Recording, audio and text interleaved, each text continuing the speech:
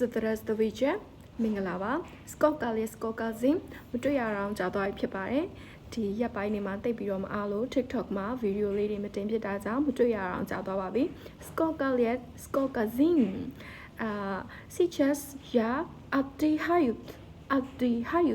အနားယူနေတာဖြစ်ပါတယ် сейчас အခု я ငါ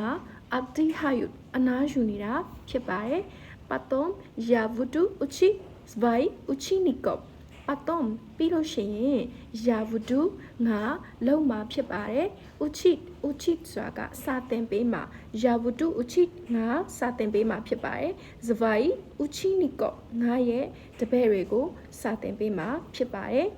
говорите по-русски говорите စကားပြောကြရအောင် по-русски ရုရှားစကားပြောကြရအောင် вместе အတူတူပြောကြရအောင် говорите по-русски вместе ရုရှားစကားအတူတူပြောကြရအောင် слушайте နားထောင်ကြည့်ကြပါ слушайте နားထောင်ကြည့်ကြပါ повторяйте လိုက်ပြောကြည့်ပါလိုက်ရွတ်ကြည့်ပါ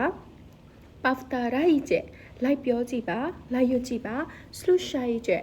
နားထောင်ကြပါ повторяйте လိုက်ပြောကြည့်ပါလိုက်ရွတ်ကြည့်ပါ читайте ပြီးလို့ရှိရင်တော့စာရီဖတ်ကြည့်ကြပါဦး читайте စာဖတ်ကြည့်ကြပါ слушайте повторяйте и читайте